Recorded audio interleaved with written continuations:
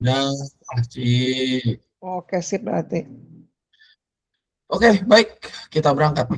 Bapak Ibu Saudari, sebelum kita mulai persiapan kita pada malam hari ini, untuk materi minggu kedua, ketiga, dan keempat bulan April 2026 ini, jadi kita sikat habis saja. Kita akan mulai, dan sebelum mulai kita akan berdoa. Mari kita berdoa. Bersyukur Tuhan, pada kesempatan malam hari ini kami boleh kembali Engkau kumpulkan lewat media online ini untuk mempersiapkan diri kami mengajar anak-anak-Mu di minggu kedua, ketiga, dan keempat bulan April yang akan datang. Berkati ya Tuhan jalannya persiapan kami dari awal hingga selesai. Dalam nama anak Tuhan Yesus Kristus kami berdoa. Amin. Baik, rekan-rekan, berarti kita mulai dari tanggal 12, di mana hokinya adalah bacaan kita mulai dari tanggal 12 sampai dengan tanggal 12 ya 12 April sampai dengan 26 April itu berasal dari pasal yang sama begitu ya, Markus 16 ya. Jadi kita agak hoki satu pasal sampai ke mana nih, sampai pada akhirnya dari awal bulan Paskah gitu ya. Dan untuk minggu kedua bulan April atau tanggal 12, temanya adalah Yesus pakai yang kecil buat cerita yang besar. Bahan bacaan dari Markus 16 ayat 9 sampai dengan 11.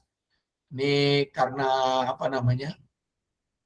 Karena satu pasal jadi saya scankan saja dalam bentuk satu pasal.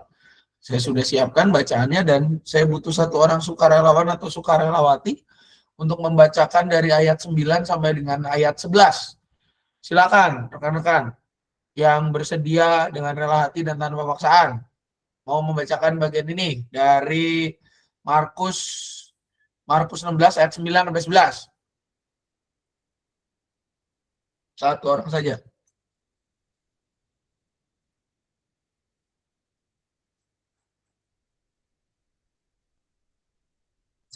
Iya, Pak.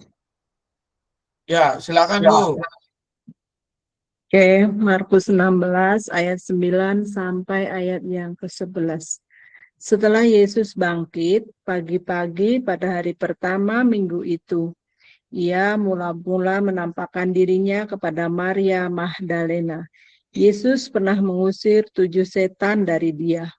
Lalu perempuan itu pergi memberitahukannya kepada mereka yang mengiringi Yesus sebelumnya dan yang pada waktu itu sedang berkabung dan menangis. Namun, ketika mereka mendengar bahwa Yesus hidup dan telah dilihat olehnya, mereka tidak percaya. Demikianlah firman Tuhan. Baik, terima kasih Bu Samtini. Nah, rekan-rekan, kalau kita perhatikan catatan Markus itu sangat sederhana. Karena apa? Karena memang kitab Markus ini adalah kitab Injil yang tulisannya sangat simpel, hanya sekitar 16 pasal. Beda dengan gaya penulisan Matius, gaya penulisan Lukas, apalagi gaya penulisan Yohanes. Ya. Kalau Matius itu lebih menekankan soal bagaimana survivability Yesus. Kalau di Lukas itu lebih apa ya? Dia lebih lengkap ya. Ada beberapa tambahan-tambahan yang dia masukkan di sana. Tapi kalau Yohanes itu lebih kepada personal Yesus, ya, pengenalan personanya, karakternya seperti apa. Nah, Markus ini orangnya straightforward. Jadi ya udah, cepet aja gitu ya. Nggak terlalu banyak bumbu-bumbu sehingga ketika kita masuk di Markus 16 ini sebenarnya sudah merangkum yang namanya ketika Yesus bangkit sampai dia naik. Nah, bacaan kita ini rekan-rekan dari Markus 16 ayat 9 sampai dengan 11 ini merupakan awal cerita di mana Yesus itu boleh dibilang mulai menampakkan diri setelah dia bangkit ya, setelah lewat hari Sabat di pasal 16 kalau kita lihat dari ayat 1 begitu ya. Nah, di sini Bapak Ibu Saudari dan rekan-rekan semua, kalau kita lihat Yesus itu bangkit pada hari pertama minggu itu. Ya. Pada hari pertama minggu itu, hari ke-8 atau hari pertama. Ya. Dan dalam catatan Markus, Maria yang disebut Maria Magdalena ini pernah kerasukan 7 setan. Jumlah yang dibilang sedikit tidak, jumlah yang dibilang banyak tidak. Tapi kalau kita bicara tentang angka 7, buat orang Yahudi, ini adalah angka sempurna. Sama kayak kalau angka 8 buat orang-orang keturunan Tionghoa. Dan di dalam bagian ini kita bisa melihat bagaimana Yesus itu menolong dan membebaskan Maria Magdalena pada waktu itu. Dan pasca kejadian itu, hidupnya berubah. Walaupun tidak masuk ke dalam 12 murid Yesus, justru dialah yang dikatakan dalam bagian ini jadi saksi. Dialah yang jadi saksi yang benar-benar membawa berita kebangkitan Yesus kepada yang lain. Memberitahukan kepada yang lain yang mengiringi Yesus sebelumnya. Tidak hanya 12 murid berarti kepada semua orang. Namun mereka tidak percaya. Walaupun kalau kita melihat di catatan yang lain, di Yohanes 20 ayat 1 sampai dengan 10 gitu, atau di Yohanes 20 lebih tepatnya. Dia sudah benar-benar melihat Tuhan, bahkan berani bersaksi. Namun karena karakter murid Yesus itu semua adalah mereka yang melihat baru percaya, maka keterangan Maria tidak dapat mudah diterima. Nah, di dalam bagian ini rekan-rekan ini menjadi sebuah kisah yang penting. Karena Karena yang kecil kadang dipakai Tuhan untuk menyampaikan cerita yang besar. Oleh karena itu ini juga yang mau kita sampaikan kepada adik-adik yang akan kita ajarkan nanti. Khususnya ini kan Minggu Paskah rangkaiannya panjang ya. Minggu Paskah tuh nggak cuma tanggal 5 aja. Tanggal 11 sampai dengan nanti Pentakosta. Sebelum Pentakosta itu masih namanya Minggu Paskah. Setelah Paskah semua. Nah ini menjadi pelajaran penting buat anak-anak. Kenapa? Karena mungkin sebagai anak-anak mereka itu sering diremehkan. Dianggap masih kecil. Kita mungkin sering mendengar jargon atau istilah, kamu cuma anak kecil, tahu apa? Sebuah istilah yang menunjukkan bahwa banyak orang yang mengaku diri lebih tua, lebih dewasa, tidak menghargai kemampuan anak kecil yang kadang lebih pintar daripada dia. Kamu tahu apa? Masih kecil, baru kemarin sore. Akhirnya apa? Akhirnya di zaman sekarang, istilah itu sebenarnya sudah tidak relevan karena apa? Karena kadang anak-anak itu lebih pintar daripada kita yang lebih lanjut usianya. Nah, kita mau menyentuh bagian itu, rekan-rekan semua. Walaupun anak-anak itu sering diremehkan, dianggap masih kecil, dianggap tidak tahu apa-apa, padahal mereka lebih tahu daripada orang dewasa. Sama seperti Maria yang dipakai oleh Yesus untuk tugas besar, anak-anak juga bisa dipakai oleh Tuhan. Walaupun kadang perkataan mereka tidak mudah dipercaya, tapi apa? Tuhan menghargai mereka dan menjadikan mereka pembawa kabar sukacita.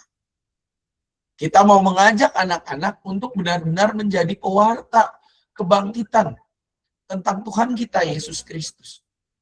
Bagaimana mereka sadar bahwa mereka itu dipakai Tuhan untuk menjadi saksi kebangkitannya, menyampaikan berita itu kepada orang-orang yang mereka jumpai. Mulai dari orang tua mereka, sanak saudara, adik kakak, atau juga orang-orang yang lain. Nah inilah yang semakin ditegaskan di dalam ayat hafalan kita, rekan-rekan. Ini versi BIMK, nanti tinggal tolong disesuaikan ke versi yang TB2 ya. 2 Timotius 1 ayat 8, bagian A. Gitu ya. Ini yang jadi ayat hafalan kita, rekan-rekan. 2 Timotius 1 ayat 8a. Kalau di dalam TB2 itu bunyinya kurang lebih begini. Sebab itu anakku, jadilah kuat. Sampai di situ bagian. Tapi lebih enak memang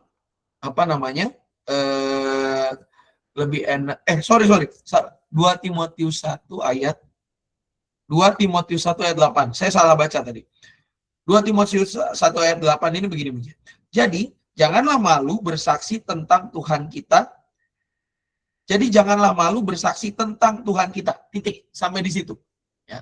Yang 8a itu versi TB2. Ya. Jadi kita pakai yang versi TB2 untuk ayat hafalannya rekan-rekan. Ya. 2 Timotius 1 ayat 8a untuk semua kelas.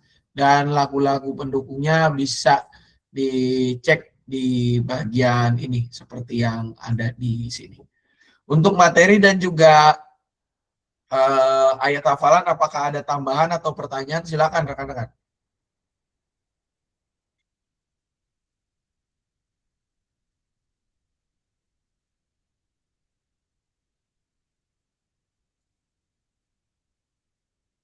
Oke, kalau nggak ada respon, saya anggap ini cukup begitu ya. Nah, sekarang kita masuk kepada bagian aktivitas. Nah, di bagian aktivitas, rekan-rekan semua, untuk yang kelas Daniel Esther Daud, ini tinggal kita bikin ini. Ya. Jadi bikin apa namanya? Sorry, tadi ada yang bagus juga sih. Megafon kabar baik. Ya, ini alatnya kurang lebih kayak gini. Tinggal gampang sih, kertas di selong-selongin jadi kayak kones es krim gitu. Tinggal ada tulisannya Yesus bangkit. Ini kalau yang kelas Daniel mungkin bisa orang tuanya yang buatkan. Kelas Esther anak-anak saya rasa sih udah bisa lah ya ngegulung kayak gitu. Kelas Daud juga udah bisa. Kalau misalnya belum bisa ya tinggal dibantu saja. Ini untuk aktivitasnya kelas Daniel Esther Daud. Dan juga untuk kelas Musa serta Immanuel, aktivitasnya ini ya, bersedia dan berani bersaksi tentang kebaikan Tuhan. Kurang lebih cara-caranya seperti ini, tinggal diikuti saja semuanya ya. Untuk aktivitas apakah ada tambahan atau pertanyaan?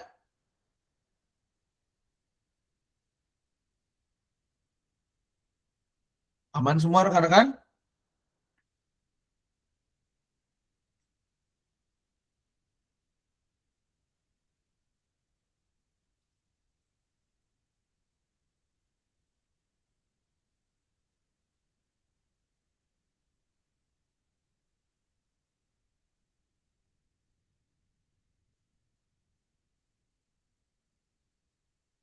Oke, kalau nggak ada respon berarti saya anggap semuanya setuju. Dan ini jangan lupa aktivitasnya, ini untuk yang kelas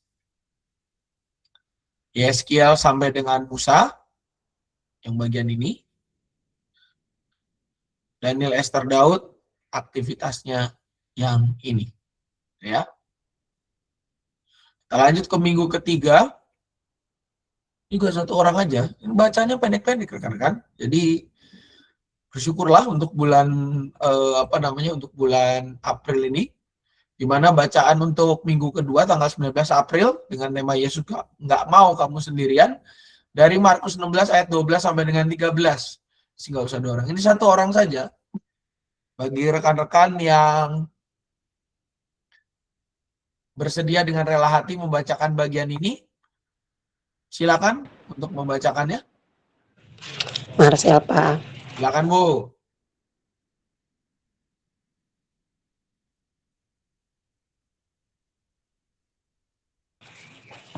Ya, ayat 12 sampai 13. Beginilah bunyi firman Tuhan.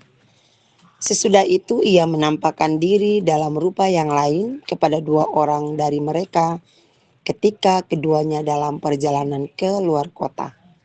Lalu kembalilah mereka dan memberitahukannya kepada yang lain, tetapi mereka pun tidak percaya kepada kedua orang itu. Demikianlah firman Tuhan, Pak Sam dan teman-teman. Baik, terima kasih Bu Marcel. Ya, kalau kita lihat ini kan kelanjutan yang tadi, Markus 16. Jadi kalau kita lihat teman-teman ada satu pola yang hidup ya. Sehingga ini mengcounter mungkin pemahaman kita tentang Thomas. Karena apa? Karena kalau kita lihat pengajaran yang populer gitu ya, Yang umum orang mengatakan bahwa kalau kita buka Yohanes, Thomas itu adalah murid yang dianggap paling gauk ya lah. Karena apa? Karena dialah yang baru percaya ketika melihat dan menyentuh. Padahal kalau kita ingat rekan-rekan semua di bacaan sebelumnya, murid-murid yang lain sudah melakukan hal yang sama tapi tidak tanpa Thomas. Sehingga kalau kita lihat dari dua bagian bacaan kita untuk bahan mengajar ini, para murid Yesus, para pengikut Yesus, itu punya satu pattern yang sama, yaitu bahwa mereka tidak akan percaya kalau mereka tidak melihat sendiri. Nah, di dalam bagian ini kita bisa lihat bagaimana pada saat itu Yesus menemani dua murid yang berjalan keluar kota. Ini kalau kita ingat ada yang jalan ke Kapernaum itu kan, kalau nggak salah, lagi jalan turun, nah Yesus itu datang, kalau di dalam versi Matius gitu ya, Matius atau Lukas, itu Yesus menemani, tapi ada selubung atau selumbar yang menutupi mata mereka sehingga mereka tidak mengenal Yesus. Nah itu tuh, kisahnya seperti itu versi panjangnya. Kali ini versi singkatnya. Murid itu berjalan keluar kota. Kenapa dia keluar kota dan berjalan? Karena ya para pengikut Yesus itu kan pasca kematian Yesus, mereka hidup ya terpencar-pencar. Ya. Dan dalam perjalanan mereka tuh mengalami kebingungan, kekecewaan, atau bahkan kesepian. Ya. Yesus hadir di situ, dan kalau kita lihat di dalam catatan Markus, ketika Yesus menampakkan diri dalam rupa yang lain, mereka itu menyadari. Ya. Mereka tuh sadar. Karena apa? Di ayat 13 dikatakan, kembalilah mereka dan memberitahukannya kepada yang lain. Seperti yang di catatan Matius atau di catatan Lukas. Ya. Tapi apa? Tidak seorang pun, tapi mereka pun tidak percaya kepada kedua orang itu. Artinya apa? Artinya dua murid yang didampingi oleh Yesus yang menampakkan diri itu yakin dan percaya serta mengalami kuasa kebangkitan. Namun ketika mereka menceritakan kepada murid yang lain, mereka tidak percaya. Karena apa? Karena buat murid yang lain, kebangkitan Yesus itu adalah harusnya menjadi sebuah momen restorasi politik. Dan juga apa? Yang kedua, tidak ada orang yang bangkit dari kubur kecuali Tuhan yang membangkitkannya. Konsep mereka seperti itu. Dan mereka terperangkap dalam konsep itu. Sehingga apa? Sehingga para murid yang lain tidak mudah atau bahkan lambat memproses keterangan-keterangan yang sudah diberikan oleh murid-murid yang mengalami sendiri kuasa atau bahkan pengalaman berjumpa dengan Yesus. Dan kalau kita lihat dari dua cerita ini, ada satu pattern juga atau satu pola yang dipakai oleh Yesus dalam menyatakan dirinya, bahwa kehadiran Yesus tidak dipengaruhi perasaan atau pendapat. Walaupun orang tidak percaya, dia justru semakin intens menyatakan dirinya. Karena kebangkitan adalah janji yang pasti. Yesus tetap menolong, menguatkan, dan mendampingi umatnya. Nah, apa yang mau kita ajarkan kepada anak-anak? Kalau kita lihat, kalau minggu yang lalu tekanannya soal tidak ada yang percaya. Nah, minggu ini kita akan bicara bagaimana Yesus itu tetap mendampingi mereka dalam segala kondisi. Ketika mereka sedih, ketika mereka takut, ketika mereka bingung, Yesus itu selalu ada bersama dengan mereka. Ketika mereka menghadapi kesulitan, Yesus tidak pernah meninggalkan. Melalui materi ini kita mau mengajak anak-anak untuk tidak putus asa. Walaupun belum ada yang percaya, walaupun mereka tidak mudah dipercaya, mereka tetap mungkin merasa kecewa, tetapi apa? Tetapi Yesus tidak pernah meninggalkan mereka. Yesus selalu menemani dalam setiap langkah hidup mereka. Seperti dua murid yang ditemani, begitu juga Yesus mendampingi anak-anak dalam perjalanan kehidupan mereka. Baik di rumah, baik di sekolah, di gereja, di mana saja mereka berada. Nah, untuk ayat hafalan kita, rekan-rekan semua, ayat hafalan kita, untuk semua kelas, terambil dari Yesaya. Yesaya 41. Yesaya 41 ayatnya yang ke-10 bagian A. Ya. Di situ jelas tertulis bahwa janganlah takut sebab aku menyertai engkau. Ya. TB2 juga mengatakan demikian. Untuk semua kelas ayat hafalannya yang ini, Yesaya 41 ayat 10a. Dan juga lagu pendukungnya bisa dilihat di sebelah situ ada. Untuk materi dan juga ayat hafalan, apakah ada pertanyaan atau ada tanggapan, dipersilakan.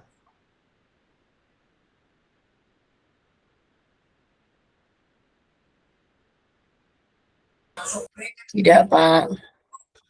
Siap, kasih Bu. Oke. Kalau sudah aman, maka kita akan lanjut kepada bagian aktivitas, di mana bagian aktivitas kita untuk kelas Daniel, Esther, dan juga Daud. Aktivitasnya adalah ini, ya, apa namanya, jejak kaki. Ya. Ada gambarnya. Nah, ini nanti apa namanya, mungkin untuk kelas Daniel dibantu lagi sama orang tuanya. Sekali lagi, kalau mungkin rekan-rekan bertanya, kenapa saya tetap memaksa orang tua bekerja gitu ya? Atau bahkan kalau anak-anaknya sudah agak gede, mungkin bisa didampingi oleh orang tua yang hadir di situ untuk supaya anak-anak itu mengalah belajar gunting gitu ya. Karena begini rekan-rekan, di kelas Daniel itu saya perhatikan selain memang banyak orang tua yang agak pasif gitu ya. Yang kedua juga kadang anak-anaknya lari kemana-mana. Kalau kita cuma ngasih aktivitas itu sudah jadi gitu ya. Pertanyaannya adalah itu bukan aktivitas, itu pemberian. Nah, kalau kita membuat momen di mana walau sedini mungkin anak-anak kita sudah belajar bekerja sama dengan orang tuanya, setidaknya, nah ini pakai kata setidaknya nih, setidaknya kita menolong anak-anak itu untuk mengalami momen kebersamaan dengan orang tuanya. Minimal salah satu orang tuanya yang hadir di ruangan itu atau pendampingnya yang hadir di ruangan itu. Karena apa? Karena semakin ke sini Bapak Ibu Saudara dan rekan-rekan, ini juga ada beberapa katekisan yang hadir di sini. Riset menunjukkan bahwa semakin ke sini makin sedikit anak-anak yang mendapatkan boleh dibilang pengalaman atau bahkan memiliki waktu, atau bahkan bukan suka memiliki waktu, tapi juga apa ya, ada momennya untuk benar-benar bersama dengan orang tua melakukan aktivitas kegiatan bersama-sama. Tidak sekedar sama-sama, tapi bersama-sama. Makanya merespon situasi itu, baiknya dari kelas Daniel kita sudah membiasakan itu. Jadi anak-anak sudah terbiasa kerja bareng dan minimal kita menolong. Sebagai gereja kita menolong umat yang hadir untuk mendekatkan diri kepada anak-anak mereka. Tidak sekedar meninggalkan begitu saja. Ya. Benar-benar kita memfungsikan yang namanya pelayanan anak, atau kita sebut dengan istilah sekolah minggu, atau nanti kalau ada istilah yang lebih baru, yang lebih tepat, itu tidak sekedar penitipan, tapi benar-benar di mana anak-anak bersama dengan orang tua itu bisa bertumbuh. Nah, ini aktivitasnya untuk kelas Daniel, Esther, dan Daud. Nanti ayat hafalannya tolong diganti, bukan yang ini tulisannya, tapi yang tadi kita sepakati, yaitu Yesaya 41 ayat 10. Ini yang akan menjadi aktivitas kita. Nanti ayat hafalannya ini akan dituliskan di di jejak kaki itu, gitu ya. Boleh orang tuanya ditulis, itu lebih baik, tapi kalau memang sudah versi print tinggal digunting ya digunting saja, tapi ada lebih baiknya mungkin kakinya yang sudah digunting tinggal kita distribusikan, nanti tinggal orang tua atau walinya atau siapa yang mendampingi di situ itu menulis, membantu anak-anak menulis ya, supaya mereka bisa belajar segala sesuatu dengan lebih aman. Nah, ini juga tolong diingatkan rekan-rekan bahwa ini adalah pengingat. Jadi ada simbolnya gitu ya. Setiap kali kita melangkah di sekolah, di rumah, atau di mana saja, ingat bahwa ada jejak kaki, footstep Tuhan Yesus yang mendampingi kita. Ya, ini yang untuk Daniel, Esther, dan Daud. Lalu juga untuk kelas Yeskiel sampai dengan Musa. Nah, ini kita bisa nih main game kayak gini nih, gitu ya. Peta jalan pantang menyerah. Ini jadi aktivitas yang seru juga, rekan-rekan. Kenapa? Karena riset juga menunjukkan, hasil penelitian menunjukkan, semakin ke sini adversity atau ketahanan seseorang untuk melangkah ke depan itu semakin kecil, gitu ya. Barang makin bagus tapi reliabilitasnya rendah. Bahasa mekaniknya begitu. Mobil ini makin bagus nih, ya, makin keren, modelnya makin cakep-cakep, motor juga sama, modelnya makin cakep-cakep, makin keren, makin futuristik, tapi apa? Daya pakainya 5 tahun rusak. Ya, itu yang namanya adversity. Begitu juga dalam diri manusia. Semakin ke sini kalau kita perhatikan, saya kemarin beberapa hari yang lalu gitu ya, baru baca, bahwa semakin ke sini, ketahanan seseorang untuk melangkah, reliabilitas seseorang untuk melangkah, untuk menjadi pribadi yang pantang menyerah, yang berani survive, itu makin kecil. Karena apa? Banyak orang yang tergoda dengan kemudahan zaman ini. Ya. Butuh apa-apa, tinggal kita panggil, misalkan, kalau dulu kan kita masih mau pergi ke, misalkan mau pergi ke mana, Malang, kayak saya waktu itu, mau pergi ke Malang. Kalau zaman dulu masih nanya-nanya orang kan, ada orang yang nggak tahu, ada orang yang sok tahu, ada yang memang benar-benar tahu. Gitu ya. Akhirnya kita dapat informasi yang banyak. Zaman sekarang, orang itu potong kompas. Daripada saya nanya orang dengan 3 kemungkinan itu, dari 3 orang yang nanya cuma 1 yang benar-benar tahu, ya cari aja, mana AI. Simpel. Memotong kompas, tapi apa jadinya? Kita ketika mengalami kesulitan, anak-anak itu akhirnya mengalami krisis atau bahkan kesulitan untuk menahan emosinya. Nah, kita mau mengajak anak-anak untuk berani menahan dan tidak pantang menyerah menghadapi situasi dan kondisi. Ya, aktivitasnya kurang lebih seperti ini untuk kelas Yeskiel dan kelas Musa. Ya. Akan jadi game yang seru kalau kita bungkus dengan menarik. Dan sekali lagi, setidaknya, bare minimum, setidaknya kita sebagai gereja, sekali lagi kita sebagai gereja ya rekan-rekan, kita menolong masa depan gereja itu untuk menjadi pribadi yang pantang menyerah. Ini aktivitas untuk kelas Yeskiel dan kelas Musa. Lalu juga yang tadi ini adalah aktivitas untuk kelas Daniel, Esther, dan Daud. Untuk aktivitas ada respon, tanggapan, atau pertanyaan, dipersilakan.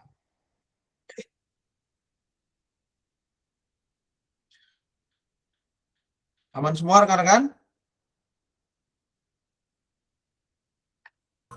Aman, Pak.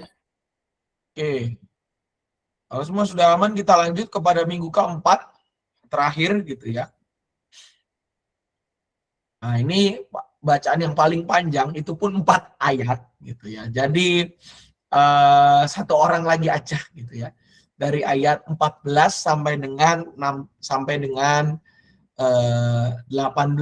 gitu ya. Markus 16 ayat 14 sampai dengan 18. Mungkin ada 1 orang sukarelawan atau sukarelawati yang mau membacakan bagian ini. Silakan rekan-rekan. Sekali ini Markus 16 semua. Ada yang mau membantu membacakan 1 orang? Oke, silakan Bu Rahayu.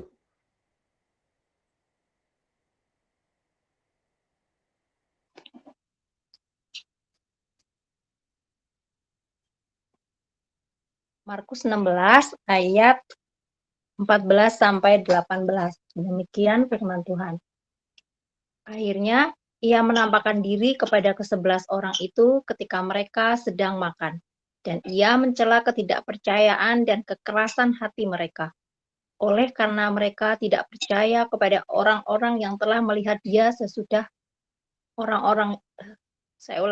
oleh karena mereka tidak percaya kepada orang-orang yang telah melihat dia dan sesudah kebangkitannya. Lalu ia berkata kepada mereka, "Pergilah ke seluruh dunia, beritakanlah Injil kepada segala makhluk. Siapa yang percaya dan dibaptis akan diselamatkan, tetapi siapa yang tidak percaya akan dihukum. Tanda-tanda ini akan menyertai orang-orang yang percaya. Mereka akan mengusir setan-setan demi namaku. Mereka akan berbicara dalam bahasa-bahasa yang baru bagi mereka. Mereka akan memegang ular dan sekalipun mereka minum racun dan yang mematikan, mereka tidak akan mendapatkan celaka. Mereka akan meletakkan tangannya atas orang sakit dan orang itu akan sembuh. Demikian firman Tuhan. Ya, syukur kepada Allah. Terima kasih Bu Rahayu dan terima kasih kepada rekan-rekan yang sudah membacakan tadi di awal-awal juga. Baik, ini merupakan kelanjutan di mana sebenarnya kalau kita lihat ini ekivalen dengan amanat agung dalam Matius 28. Gitu ya, pergilah jadikanlah semua bangsa muridku, baptislah mereka dalam nama Bapa, Anak dan Roh Kudus dan ajarlah mereka melakukan segala sesuatu yang kufirmankan kepadamu. Ketahuilah akan menyertai kamu senantiasa sampai kepada akhir zaman. Itu TB1 tuh, saya cukup hafal bagian itu. Nah, kalau kita lihat ini simple tapi rumit. Karena apa? Lukas menggunakan betul pergilah ke seluruh dunia. Tapi di sini yang menarik. Beritakanlah Injil kepada segala makhluk. Beda dengan kalau di Matius itu konteksnya kepada orang. Jadikanlah semua bangsa muridku. Kalau di sini beritakanlah Injil kepada semua makhluk. Berarti apa? Semua ciptaan Tuhan harus mendapatkan berita Injil itu. Kenapa semua makhluk? Karena sederhana, kalau kita lihat di sini adalah bagian di mana Yesus tahu ketidakpercayaan mereka dan Yesus ngamuk dalam tanda kutip. Saya sudah kasih tanda ya ke kamu ya, tapi kamu ini kok gak mau percaya kepada 11 orang itu. Marah-marah lah Yesus. Kalau kita bilang Yesus agak komplain, ya komplain di sini gitu ya. Kok kamu gak percaya gitu loh. Ini kamu ini gimana sih gitu ya. Udah dibilangin bukan satu, bukan dua, tapi banyak. Tapi kok kamu nggak percaya? Karena apa? Yang memberitakan itu walaupun cuma orang, tapi tanda-tanda lain kan mengabarkan sebenarnya. Dan akhirnya Yesus menampakkan diri. Karena dia tidak bisa menggunakan perkataan orang lain, akhirnya apa? Yesus menampakkan diri sendiri kepada mereka yang sedang makan. Dia mencela, oleh karena itu setelah mencela apa? Dia langsung memberitakanlah Injil kepada segala makhluk. Kalau kepada manusia nggak percaya, masih banyak ciptaan-ciptaan yang lain yang menunggu kabar kebangkitan dari Tuhan kita, Yesus Kristus. Sang pencipta yang menciptakan seluruh dunia ini. Nah, di dalam bagian ini, rekan-rekan, ada sebuah pesan penting yang disampaikan oleh Yesus. Bahwa iman itu tidak hanya bergantung pada yang terlihat. Tapi juga apa? Kerelaan untuk menerima yang benar. Melalui teguran itu, Yesus mengajak para murid membuka diri. Bahwa Tuhan itu bisa bekerja dengan cara-cara yang di luar pikiran kita. Mereka diajak membuka diri terhadap kebenaran yang disaksikan oleh orang lain. Walaupun mereka belum melihat secara langsung, tapi mereka diajak untuk percaya. Makanya kalau bagian di Thomas itu kan di Yohanes dibilang berbahagialah mereka yang tidak melihat namun percaya. Saya berapa kali khotbahkan itu dan kalau rekan-rekan semua mengingat ketika bagian itu adalah brandingnya Yohanes. Karena apa? Para murid itu melihat baru percaya. Yang tidak melihat tapi percaya itu siapa? Pembaca yang hari ini membaca surat Yohanes. Itu adalah open. Nah, di dalam bagian ini, Yesus mengajak para murid untuk tidak menutup diri. Karena apa? Karena di luar sana, banyak orang yang tidak menyaksikan, tapi mereka percaya. Walaupun mereka sendiri belum berjumpa dengan Allah seperti mereka, tapi mereka sudah percaya. Oleh karena itu tugas mereka adalah untuk memberitakan kepada segala makhluk. Dan dua respon utama terhadap Injil yaitu apa? Bagi mereka yang sudah mendapatkan berita itu. percaya dan dibaptis. Mereka nurut, mereka ngikut, dan mereka ditandai. Percaya adalah pondasi, baptisan itu adalah tanda. Dan Yesus juga menerangkan tanda-tanda orang yang percaya itu. Seperti apa? Kalau kita lihat di sini, mengusir setan demi namaku.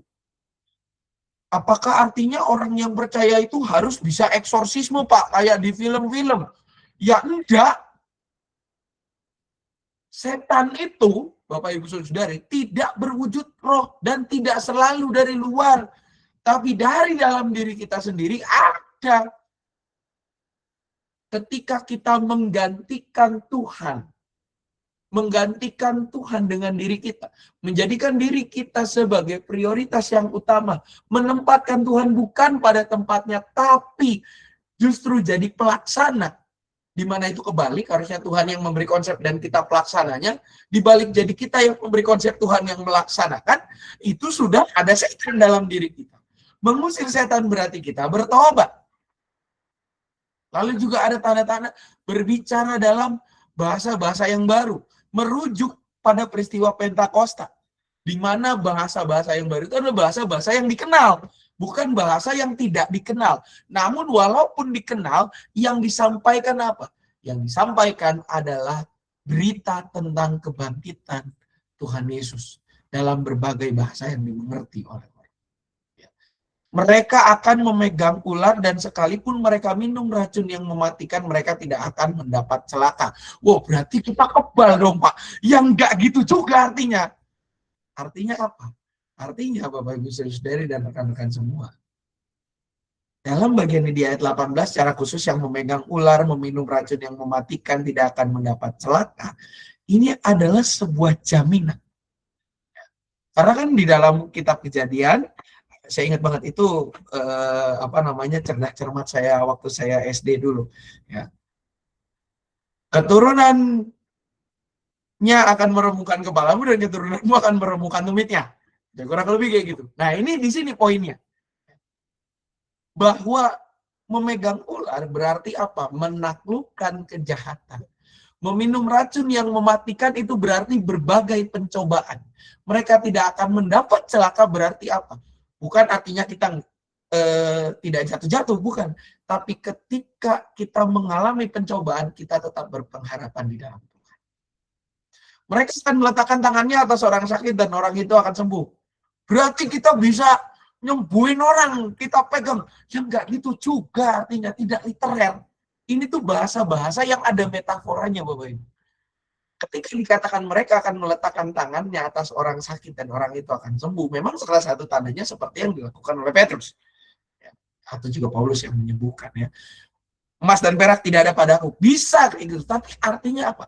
Meletakkan tangannya atas orang sakit ini juga berarti membebaskan belenggu-belenggu kelaliman. Orang-orang yang lama berjalan ke dalam kegelapan itu dilepaskan semua karena mereka sakit. Dan mereka akan sembuh karena apa? Karena mereka tidak lagi berjalan kepada gelap, tetapi mereka berjalan kepada terang. Itu tanda daripada orang-orang percaya. Intinya adalah orang yang percaya.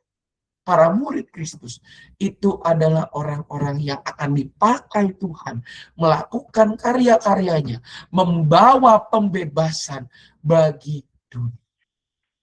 Nah, apa yang mau kita ajarkan kepada anak-anak lewat tema Yesus hidup, masa kamu nyerah? Nah, kalau kita lihat dari dua tema, apalagi di minggu pertama, tanggal pas Paskah itu kan bangkit melampaui realitas, gitu ya.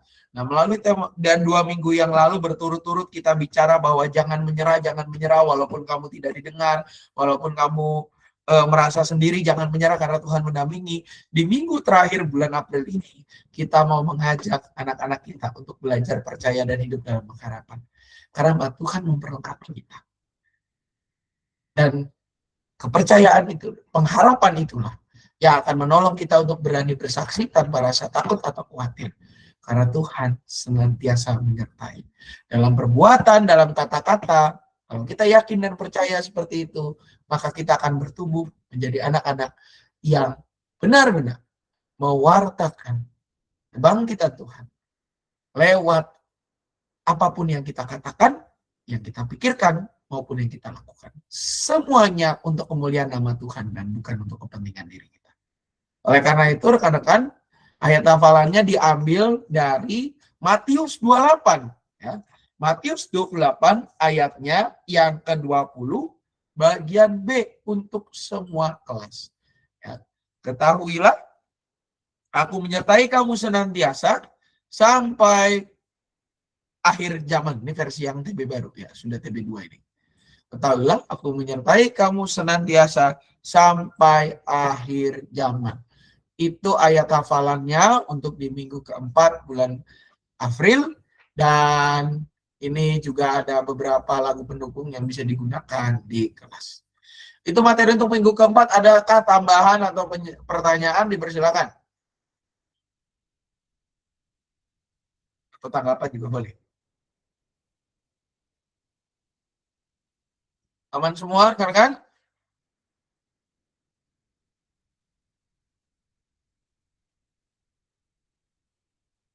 Oke, kalau sudah aman maka kita akan melihat bagian aktivitas. Untuk bagian aktivitas kelas Daniel, Esther, Daud, mari kita membuat pohon harapan ya. Walaupun harapan banyak di Bekasi, tapi mari kita buat pohon harapan ini gitu ya. Ini bisa kita lakukan bareng-bareng pakai papan tulis di kelas untuk kelas Daniel, Esther, Daud ya. Kertasnya boleh pakai kertas post-it ya, tinggal ditempel-tempel. Nah, ini nanti tinggal diminta tulis. Kalau kelas Daniel berarti orang tuanya membantu anak-anak menuliskan supaya apa? Ini yang menarik, rekan-rekan. Jadi saya juga baru tahu kalau sudah anak sekarang itu memang berbeda dengan mungkin generasi yang 5, 10, 20 tahun yang lalu gitu ya. Dan ada pandangan yang mengatakan gini, semakin dini kita mengenalkan anak-anak kepada hal-hal baik, maka akan semakin siap juga mereka menghadapi dunia. Kalau dulu kan kita suka bilang, aduh masih umur sekian, kayaknya belum pas deh. Nah, sekarang itu rasanya batasan-batasan itu sudah mulai jadi sesuatu yang abu-abu, tidak lagi hitam dan putih. Nah, oleh karena itu, khusus kelas Daniel, saya harap orang tuanya juga boleh membantu anak-anak. Supaya apa? Supaya anak-anak tuh sedini mungkin tahu. Karena kan yang nuliskan pasti orang tua atau pendampingnya gitu ya. Nah, nanti boleh menggambar, boleh mereka tulis dalam kalimat atau yang lainnya. Nah, ini jadi sebuah momen di mana anak-anak dan orang tua itu bisa punya waktu, bisa saling ada interaksi keintiman satu dengan yang lain. Benar-benar sebuah bonding yang erat gitu ya. Hal yang semakin kesini itu semakin jarang di dalam kehidupan keluarga, apalagi keluarga Kristen. Nah, ini sekali lagi Bapak Ibu Saudari, setidak-tidaknya kita menolong anak-anak kita dan orang tua, para umat yang bersama-sama dengan kita beribadah di ruangan itu, baik di Daniel, khususnya di kelas Daniel, untuk bisa punya momen bonding di tengah kesibukan zaman sekarang. Untuk kelas Esther dan Daud, ya ini jadi kesempatan buat mereka mengekspresikan begitu ya, belajar berekspresi. Karena kadang anak sekarang itu pintar mengekspresikan segala sesuatu. Cuma memang kadang medianya belum siap. Nah, kita mau membiasakan kepada mereka agar mereka tuh tidak hanya sekedar eksplosif dan impulsif, tapi benar-benar tahu cara mengekspresikan itu dengan tepat dan benar. Salah satunya apa? Ya mereka bisa menulis, mereka bisa menggambar, atau bahkan juga ya apapun itu bisa mereka isikan di kertas post-it itu. Tinggal nanti ditempel di daun-daun harapan begitu ya, di gambar pohon yang sudah tersedia nanti mungkin dibuatkan di papan tulis. Ini untuk aktivitas yang kelas Daniel, Esther, Daud, dan juga tinggal di-flowkan saja. Ini kayaknya kalau nyanyi susah ya udah nggak usah dipakai, tapi langsung yang penting poinnya ini. Akhiri dengan doa bersama. Ini menjadi penting karena apa? Karena tetap rekan-rekan, Bapak Ibu, saudara-saudari semua, rekan-rekan remaja yang dikasih oleh Tuhan Yesus Kristus, manusia boleh berencana. Mau rencana kita aneh, mau rencana kita lurus, Tuhan tidak membatasi rencana kita. Tapi apa? Yang ACC siapa? Tetap Tuhan. manusia berencana, tapi Tuhanlah yang menentukan segalanya. Nah, doa ini menjadi wujud penyerahan kita.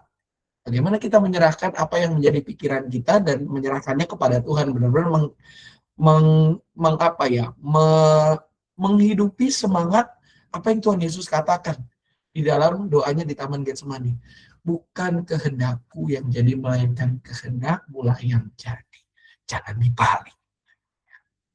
Ini untuk yang kelas Daniel, Esther, dan Daud. Lalu untuk yang kelas Yeskiel sampai dengan Musa, aktivitasnya ini. Peta kekuatan dan harapan. Ini apa ya? Ini tuh semacam kayak SWOT tapi yang ramah buat anak-anak gitu ya. Nah, kita mau coba buat mereka itu berani mengekspresikan. Ya. Menjadi penting rekan-rekan semua, Bapak Ibu Saudari di dalam masa ini untuk mengekspresikan sesuatu. Karena apa? Karena banyak orang yang karena tidak bisa mengekspresikan sesuatu, akhirnya mereka hidup di dalam mimpi. Jadi orang-orang yang berani bermimpi tapi tidak berani mewujudkan mimpi itu. Nah, kita mau ajak anak-anak sedini mungkin, setidak-tidaknya kita menolong mereka mengekspresikan diri. Apa saja yang diekspresikan? Yang pertama adalah soal kekecewaan mereka. Ya. Ini bisa banyak nih, apalagi anak sekarang nggak match dengan orang tua lah, ya, kurang sefrekuensi, ya. Nah, kita mau ajak mereka untuk menulis itu, lalu juga meremas kertasnya, nanti dibuang. Nanti kertasnya itu akan dibuang dan pokoknya dihilangkan lah gitu ya. Perasaan negatif itu jangan sampai jatuh lagi, itu dibuang saja. Pak, boleh nggak kita intip? Jangan. Tolong rekan-rekan, ini adalah rahasia anak-anak dengan Tuhan. Jadi apapun yang mereka tuliskan di sana sudahlah. Biarkan hanya mereka dan Tuhan yang tahu. Kita yakin dan percaya Tuhan bekerja. Mereka bungkus seperti itu, mereka tuliskan kekecewaan mereka, mereka remas, mereka jadikan bola, dan dibuang. Selesai. Setelah doa, kita ajak mereka untuk, bukan bacaan yang ini, tapi ayatnya itu ini kan ayat hafalan minggu lalu. Nah, ayatnya itu yang tadi. Ketahuilah, aku akan menyertai engkau senantiasa sampai kepada akhir zaman. Ya. Nah, setelah kita bacakan itu, kita ingatkan lagi anak-anak bahwa Tuhan senantiasa menyertai kita dan menolong kita, maka kita akan berdoa. Ya. Kita doa sama-sama. Ya. Mereka kita berikan waktu untuk mengakuinya secara mandiri. Terserah mereka mau ngomong boleh, mereka nggak ngomong juga tidak masalah. Yang penting apa? Semangatnya adalah bagaimana kita benar-benar mengajarkan kepada anak-anak bahwa tetaplah walaupun kita berencana, Tuhanlah yang menentukan segalanya. Dan ketika kita menyerahkan beban kita kepada Tuhan, dalam ayat Alkitab kan dibilang, marilah kepadaku semua yang letih lesu dan beruban berat, aku akan memberikan kelegaan kepadamu. Betul, mereka akan diberikan kelegaan. Tapi apa? Pikulah kuk yang kupasang dan belajarlah kepadaku, sebab kuk yang kupasang itu enak dan bebanku pun ringan. Itu yang penting. Kita benar-benar mengajak anak-anak untuk menyerahkan apa yang menjadi permasalahan mereka kepada Tuhan. Tapi jangan berhenti di situ. Lanjutkan kehidupan mereka. Lanjutkan kehidupan, karena apa? Karena kita akan terus dituntun dan diarahkan oleh Tuhan. Itu aktivitasnya dan juga semangatnya. Silakan barangkali rekan-rekan dari tiap kelas, ini yang kelas Yeskiel dan Musa, lalu juga yang tadi itu adalah untuk yang kelas Daniel, Esther sampai dengan Daud. Barangkali ada pertanyaan atau tambahan, dipersilakan. Atau tanggapan juga boleh. Aman rekan-rekan semua?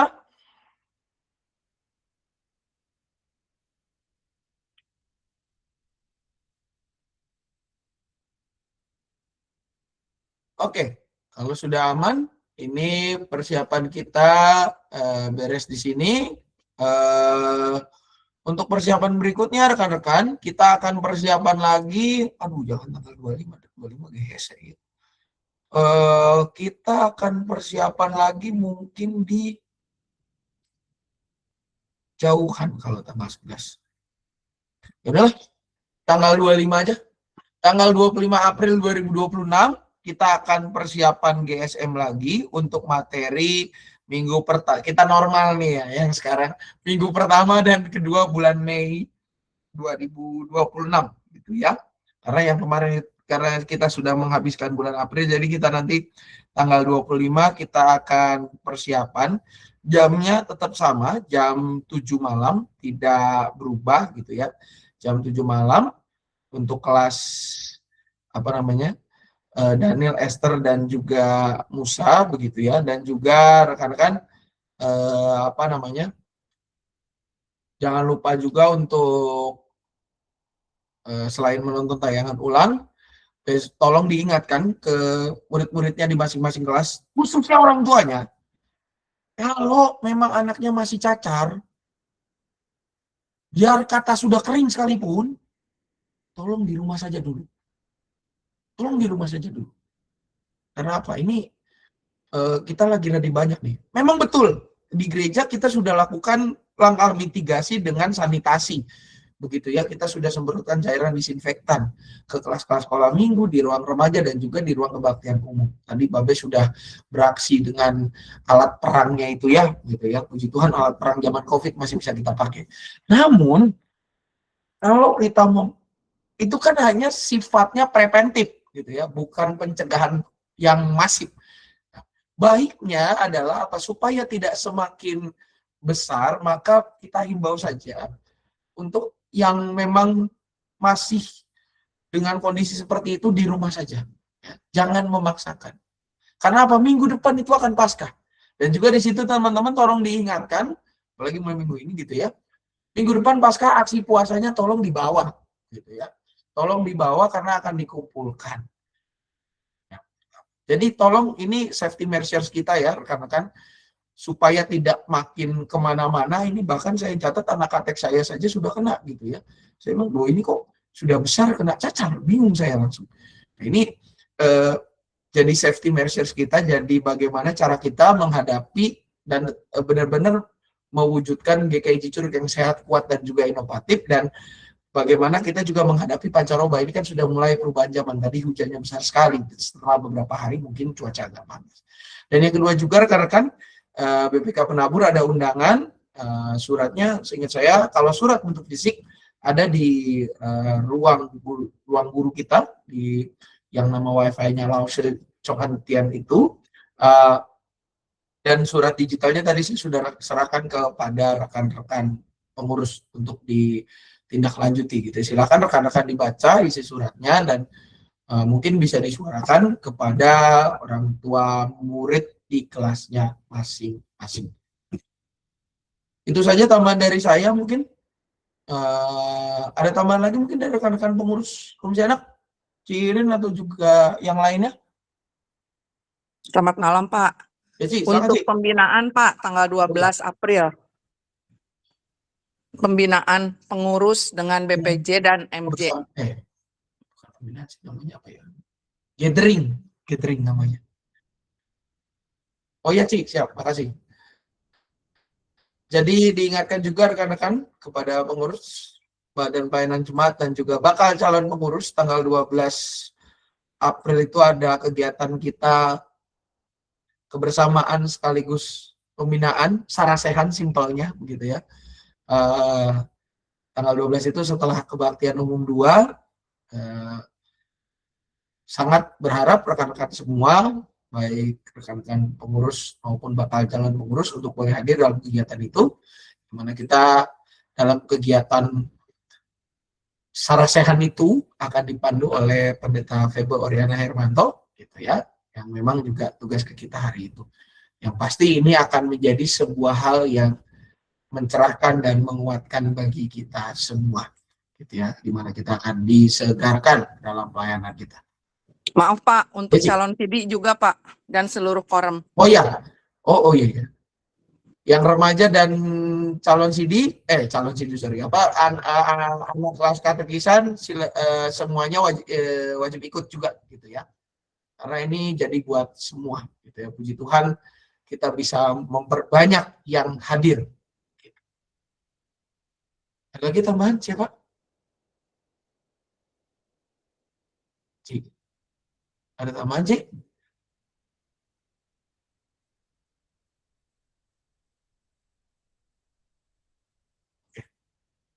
Kalau sudah ada tidak tambahan lagi, rekan-rekan, maka persiapan kita selesai. Jangan lupa untuk menonton lagi tayangannya, dan mari kita mengakhiri persiapan kita di dalam doa. Syukur Tuhan, malam hari ini kami boleh menyelesaikan persiapan kami, dan biarlah apa yang telah kami persiapkan ini sekalipun jauh dari sempurna, Engkau sendirilah yang boleh menyempurnakan dan menolong kami untuk mempersiapkan itu semua sebelum kami mengajarkannya kepada anak-anak. Jika sebentar kami akan melanjutkan kehidupan kami, ya Tuhan, berkatilah agar apapun yang kami kerjakan, apapun yang kami lakukan, apapun yang kami katakan, segala sesuatunya hanya untuk kemuliaan nama-Mu saja. Dalam nama Anak Tuhan Yesus Kristus kami berdoa. Amin. Selamat malam rekan-rekan semua, selamat melanjutkan aktivitas. Tuhan Yesus memberkati. Selamat malam semua. Selamat malam semuanya. Selamat malam.